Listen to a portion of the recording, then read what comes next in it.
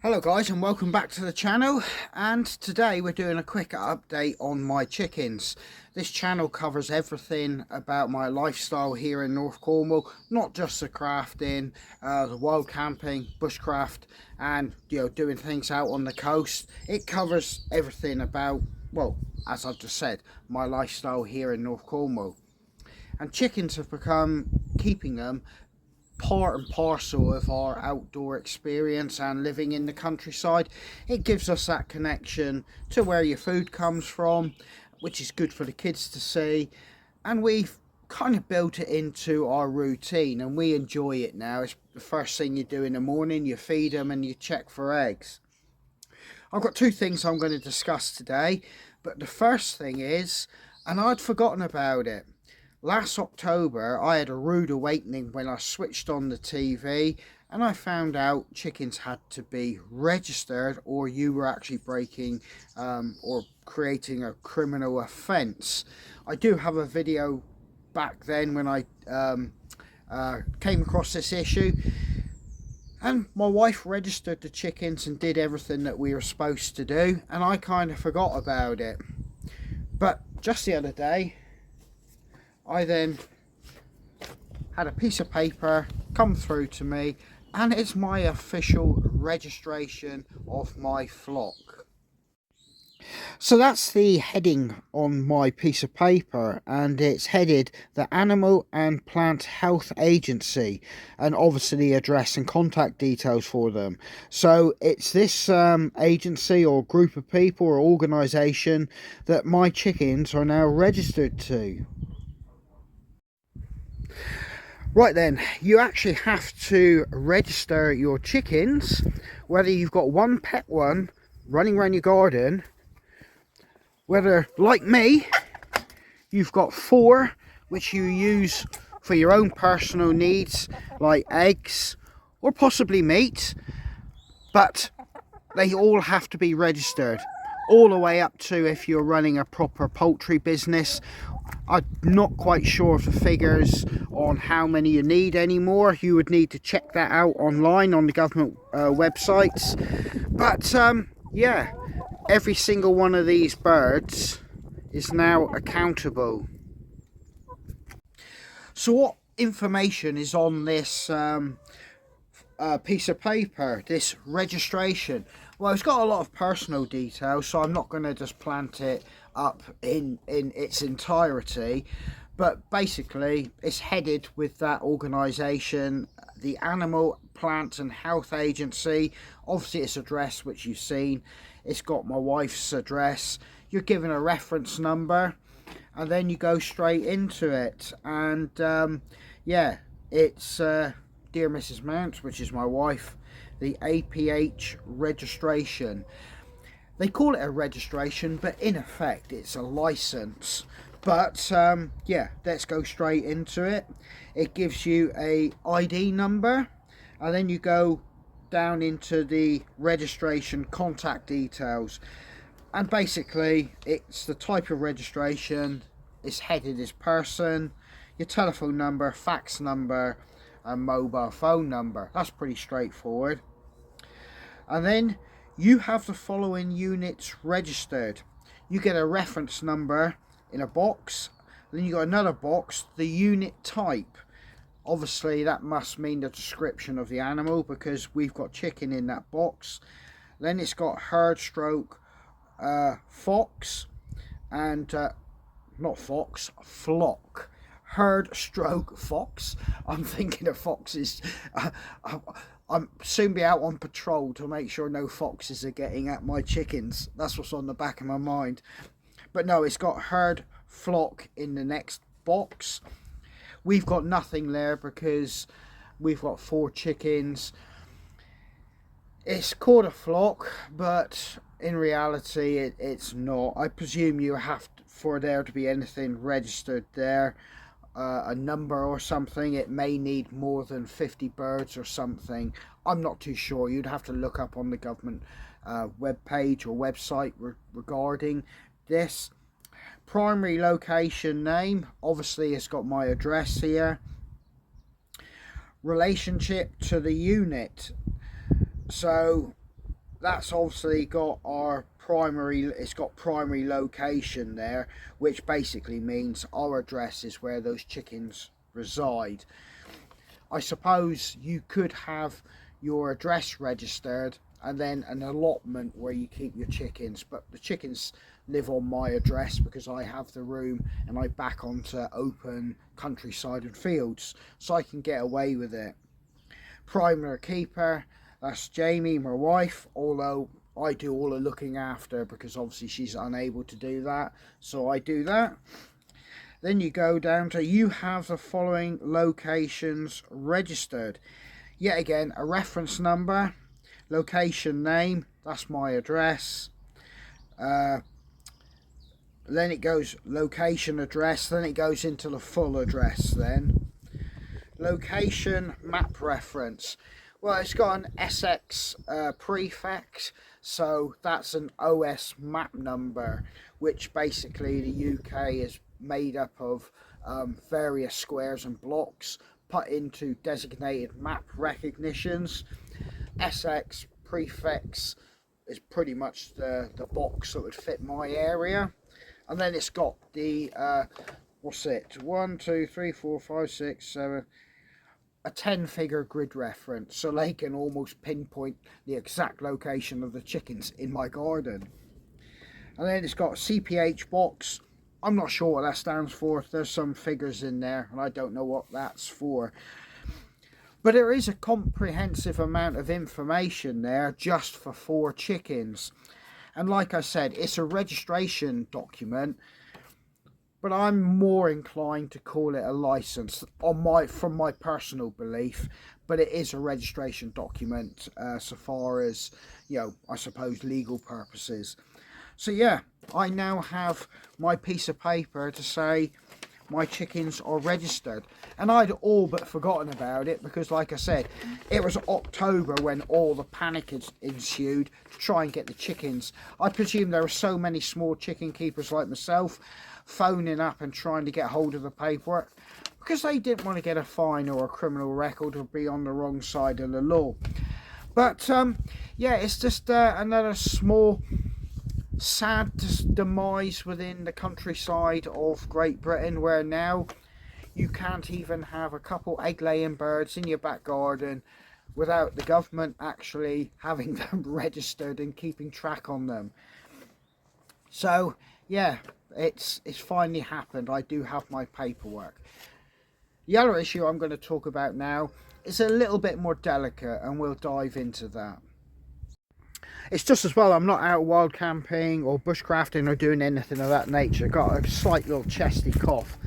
But yeah, it's a little bit delicate because we've had our chickens for about 3 or 4 years as that continuous flock there. We've not suffered any deaths, ill health or anything like that. In fact, it's been one of the most successful groups of chickens we've had so far as health and no dying on us or anything like that. So we're very pleased about that. But unfortunately, it does mean that our egg laying capacity is starting to drop off. And as I've said, we don't keep them as pets. They are working birds and we require eggs from them.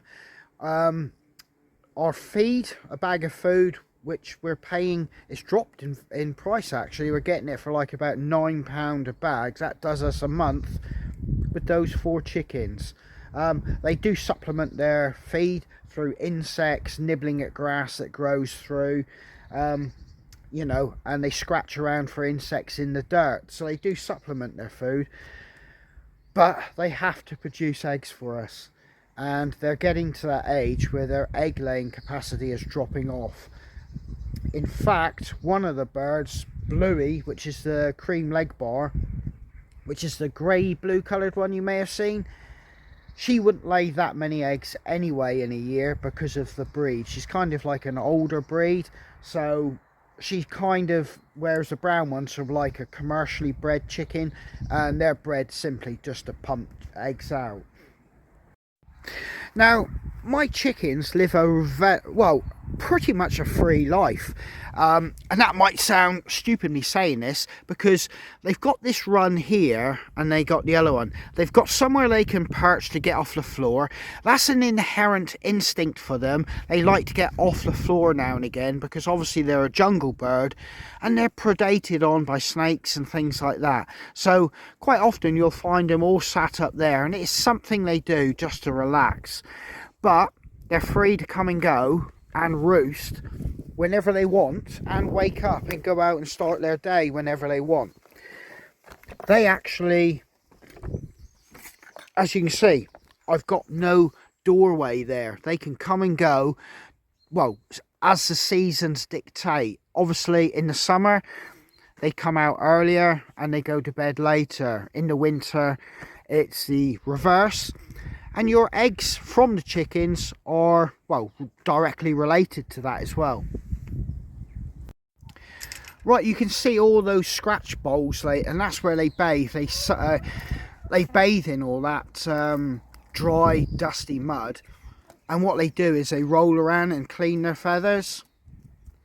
But they also find insects while doing it. And as you can see, as all the vegetation around grows in, they get their fresh vegetation that way.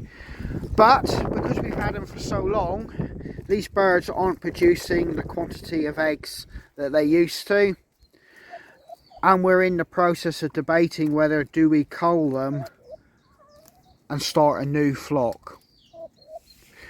We kept her from an original flock because she's disabled. She's got curly toe syndrome, and most people would have got rid of her as a young chick. We kept her because, quite simply, we wanted to give her the best chance of her life. I need to go, girls. I'll go in and show you how many eggs we've had in 2 weeks from the 4 chickens, so you can assess and see what I'm talking about. Right, here's the sum total of eggs that we've had in 2 weeks. Obviously the blue egg has come from Bluey, and that's unusual. She only usually lays, now due to her age, 1 a week in good laying season, and that's the amount of eggs we've had from the brown ones as well. So you can see our egg production is dropping off sharply. Now, Jamie's elder daughter, Kira, will actually have eggs from us, so that's what that box is for. She's going to have some eggs from us, so we'll load some of those up and she'll take some away. You can see we haven't eaten many eggs at the moment, but the 2 boys do like pancakes in the morning before they go to school, and that eats into a lot of our eggs that we get from the chickens. So as you can see, that's 2 weeks worth of eggs there, and Kira's going to take some away. It's not going to leave us many. Those chickens on some days aren't producing eggs. Some days we might get 2, and for Bluey to be producing those at her age is quite surprising. We're left in that difficult position. Are we going to cull our flock and start afresh? You know, just to guarantee our egg production. Although with new young chickens, we'd probably be doing 4 to 6 weeks without any eggs anyway, from pullets to get to the point they're laying. It's a hard topic and decision, but this is animal husbandry and it's the reality. Like I said, they're not pets for us. I can't keep feeding them and not have eggs, and I don't have the room to keep them, as you can see, and just put another 4 in there. So yeah, we're going to wait another month or so and see with the sun as it gets higher in the sky whether that's going to bring on the egg production so they can do 1 more year. But over this month or next month, we will have to make that hard decision. If they're going to have to be culled, it will have to be done at that point. Right, I've just got a cup of tea as I make my way down to the woodshed again. And yeah, just have a quick little chat about the fact that chicken keeping, it's difficult because you do get attached to them. They, like I said, I'm just putting my cup of tea down there. They have become part of our family routine, and we know each one personally. They've got their own little quirks and how they go about doing things.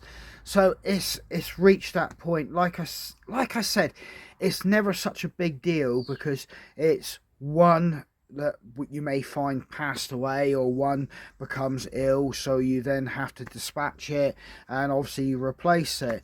But to do the whole flock is proving to be quite a difficult decision for us.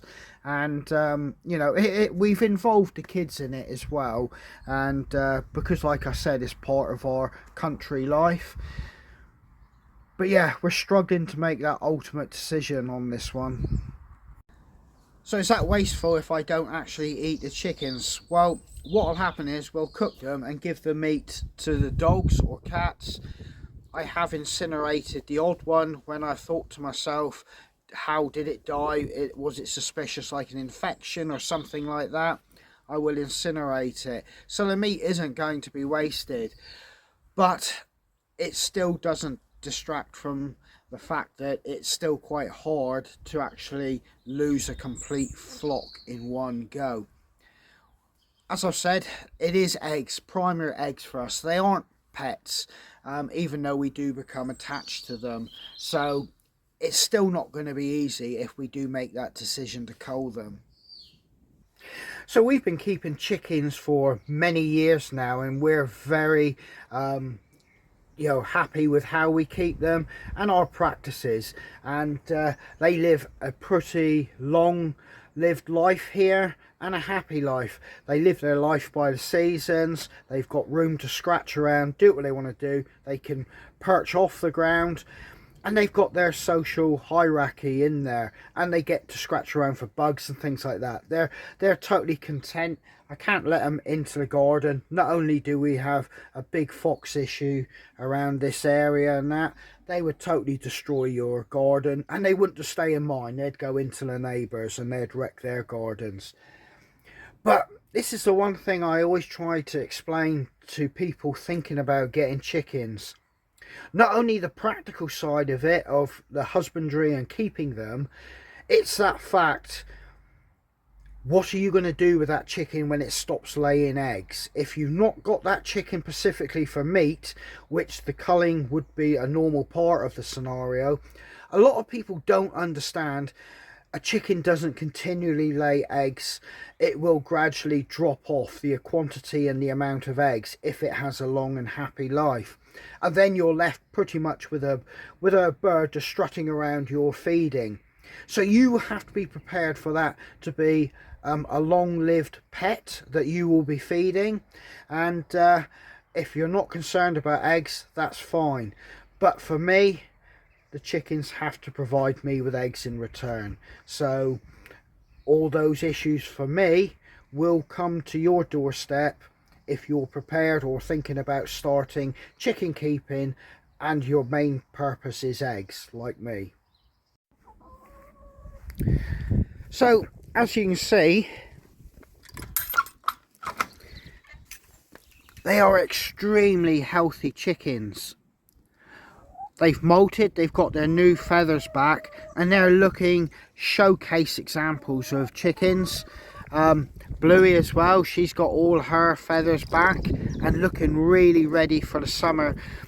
And that's the thing, I'm going to give them every chance to see if the eggs will increase.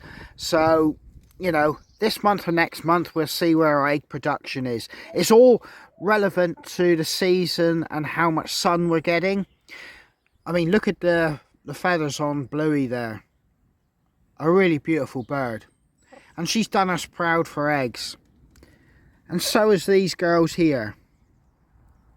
But like I said, they've got a beautiful setup here. They've had a happy life. And I hope they give me good reason to let them, well, go on this season and we don't have to start with a new flock. Well, thanks for joining me on this episode as we discuss possibly the more serious side of chicken keeping, and what eventually happens when the quantity of eggs begin to dry up and what you're left facing. And I'm in that position, as you know, and what I'm going to do about it. But also the bureaucracy now that's involved in keeping chickens, even in your back garden, even with a small little number of chickens or a small flock like myself. Unfortunately, it's not something that you can do voluntary or by choice. It's something that you have to do now. Your chickens have to be registered, so bear that in mind. So yeah, all that's left to be said is thank you for joining me. So take care, stay safe, and I hope to catch you guys on the trail.